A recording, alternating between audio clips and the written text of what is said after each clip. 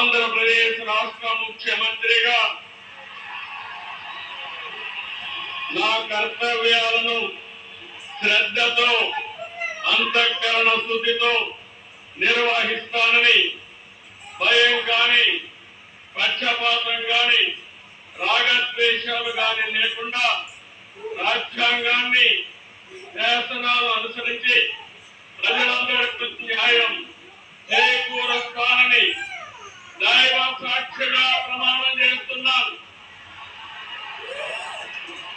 నేను నారా చంద్రబాబు నాయుడు అనే నేను ఆంధ్రప్రదేశ్ రాష్ట్ర ముఖ్యమంత్రిగా నా పరిశీలనకు వచ్చిన లేదా నాకు తెలియవచ్చిన ఏ విషయాన్ని నా కర్తవ్యాలు సక్రమంగా నిర్వహించేందుకు అవసరమైన